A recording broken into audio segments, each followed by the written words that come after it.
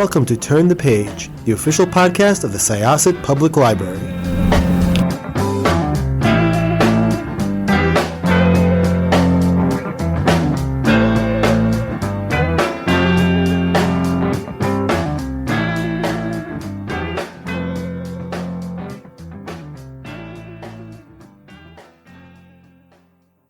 Welcome to Syosset Library's Turn the Page podcast. I am Jessica, your host, and I am here with a wonderful author who has written probably the most timely book, and it started in such a unique way. This is one of the Thanksgiving episodes, and I think that there are very few books that are going to really fit the idea of Thanksgiving so much as this one. So I'm going to let our guest introduce himself and tell us about his book.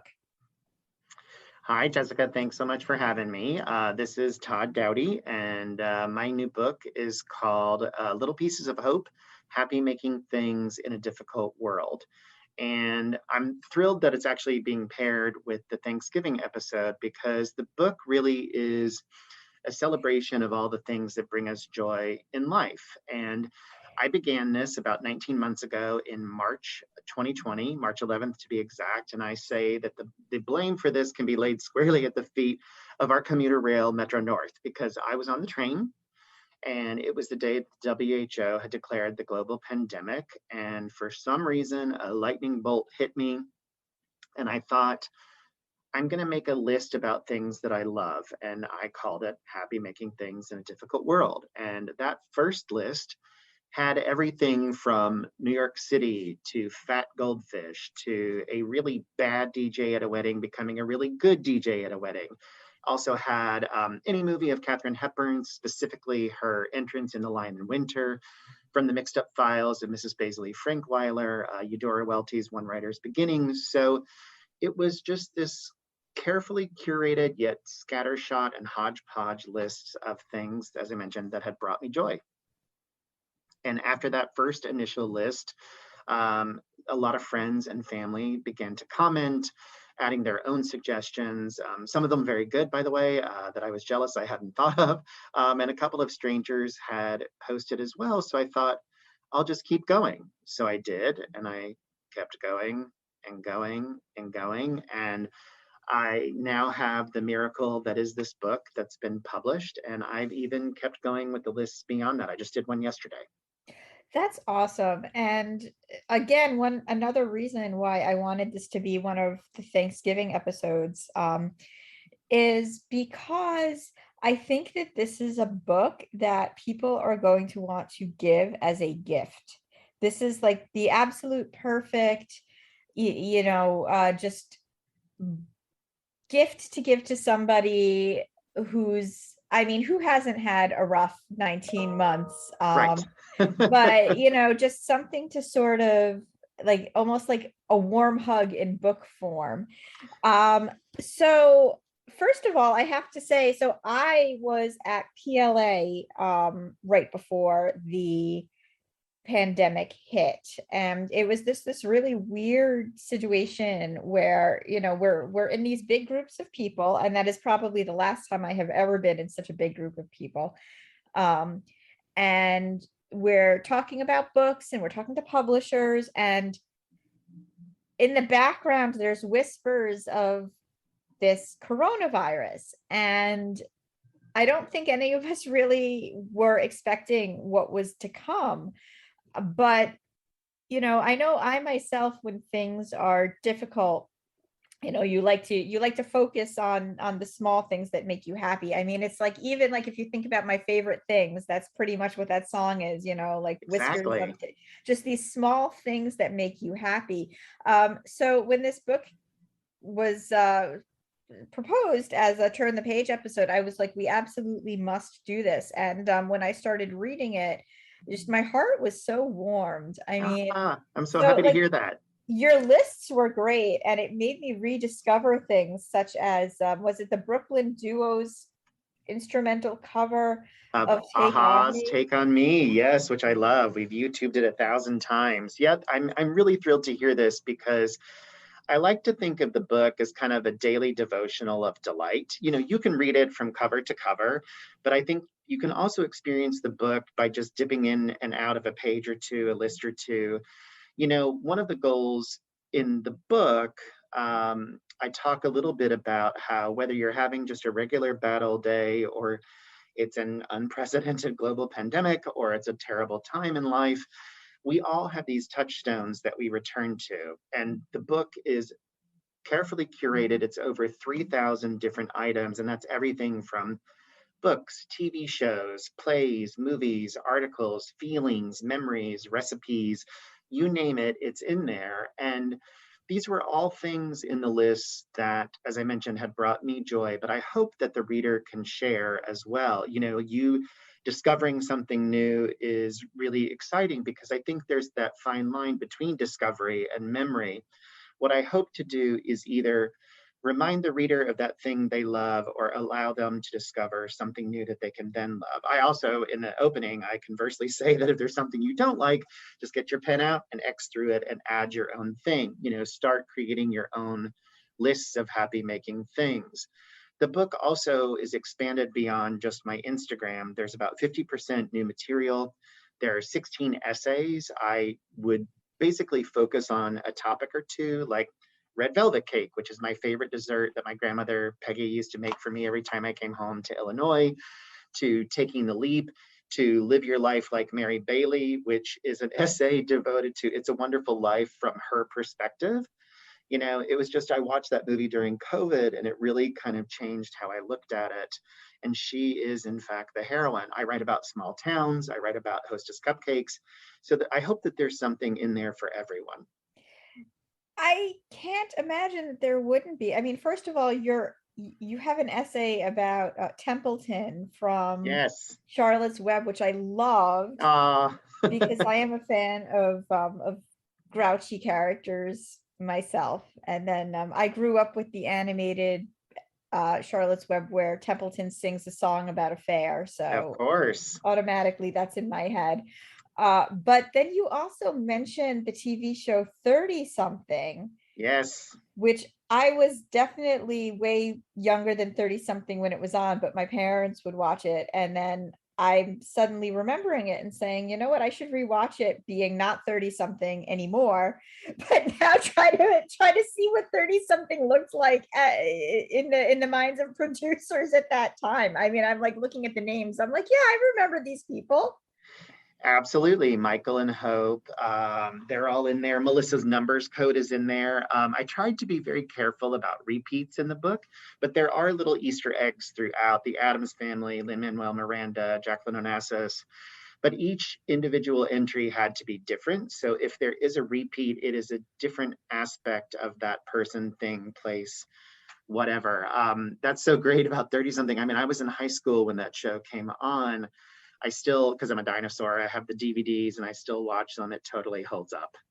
Yeah, I remember, I mean, I was a kid, and my parents were, like I said, my parents were 30 something, but I remember when I was in my 30s, not too long ago, but long enough ago, that remembering, oh, there was a show about this decade at one point. Yeah, I should watch that. And now you reminded me. But it's, there was something, I think, and you capture it very well, about just like slowing down and cataloging things that make you happy, and that there can be things that make you happy when times are ridiculously uncertain, or when every time you look at your phone, it looks like the world is literally on fire. Sure. There's just so much there to be like, hey, look out your window. What's something you're taking note of? I mean, I remember very early on in the pandemic, I looked out my window and I noticed that there were, I think, 4 birds, and the way that they were flying was like almost in a choreographed dance.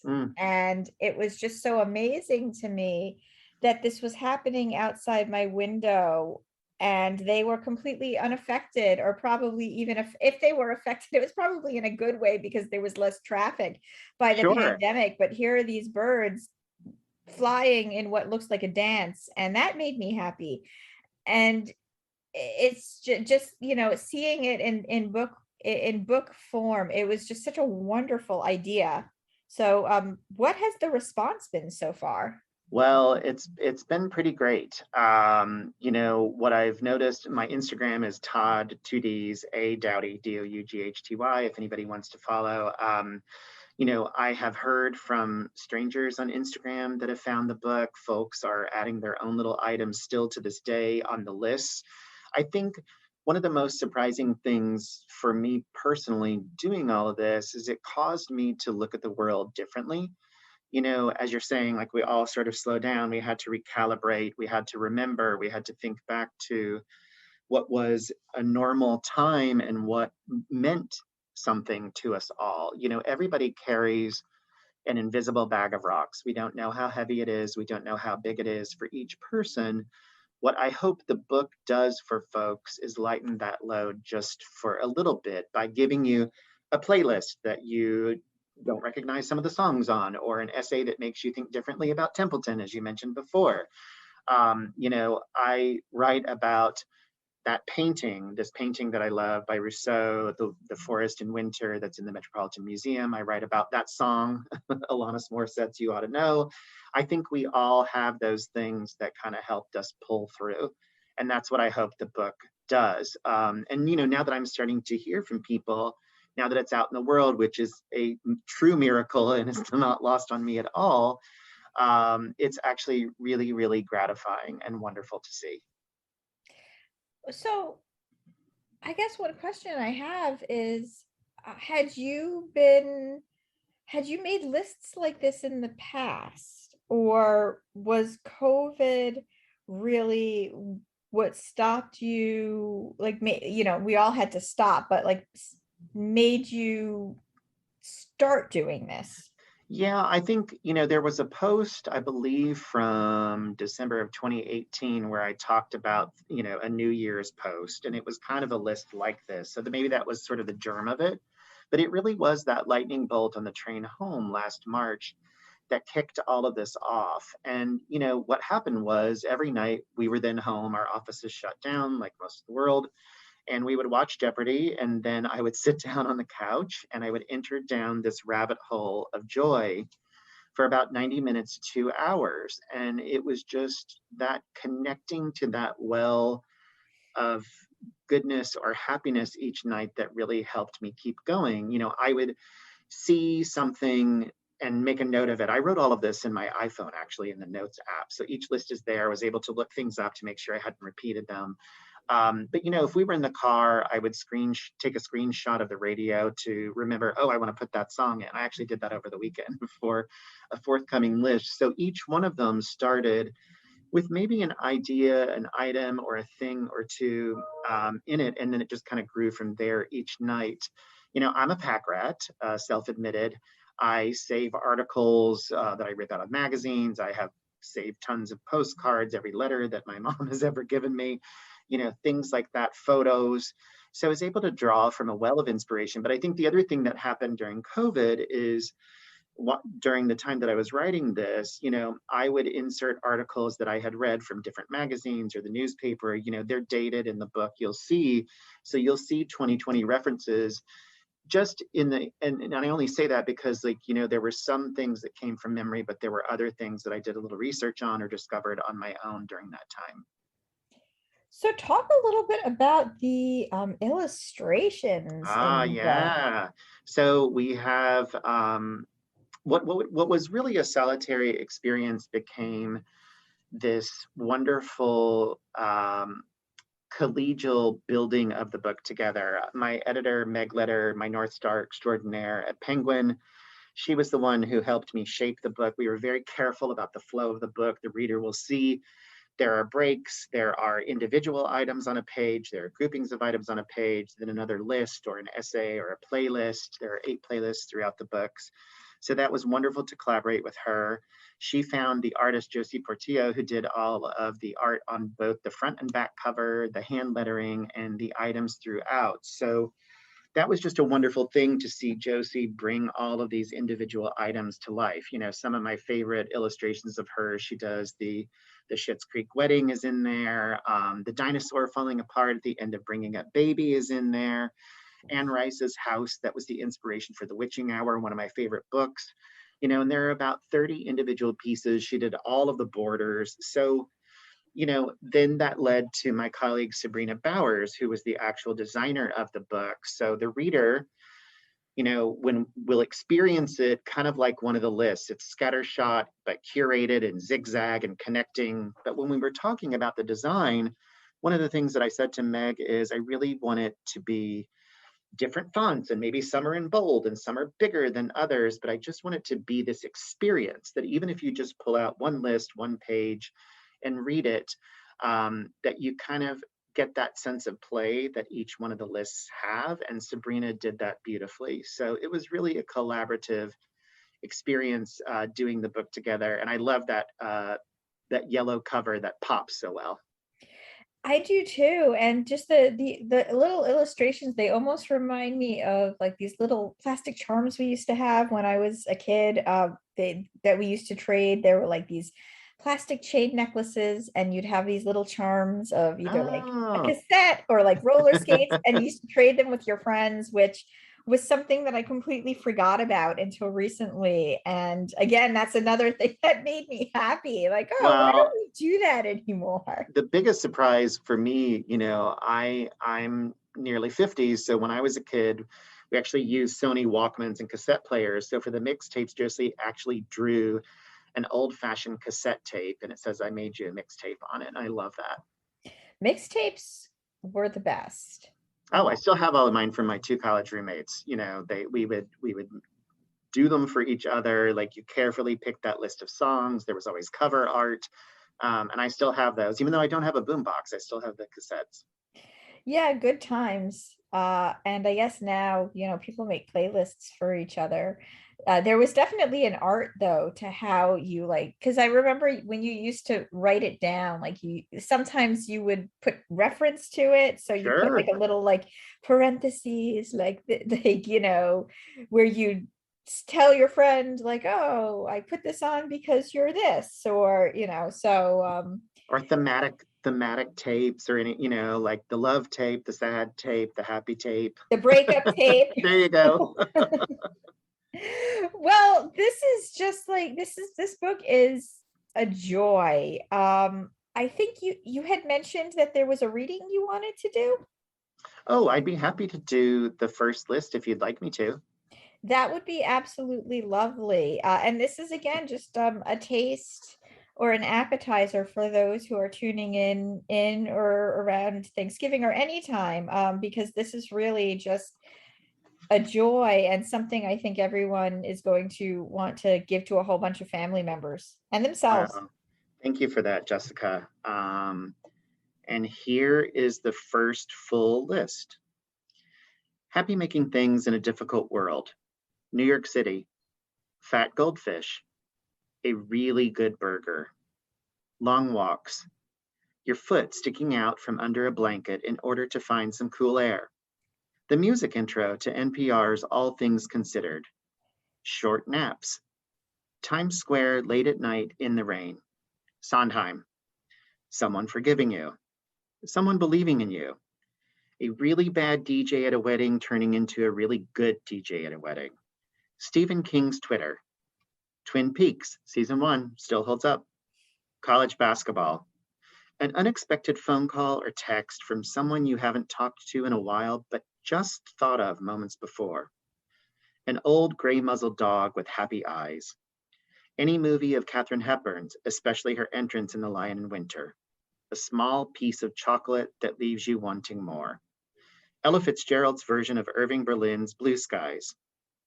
A long road trip on a crisp fall day when the leaves are just post-peak and there's a scent of wood smoke in the air. An extremely green grasshopper.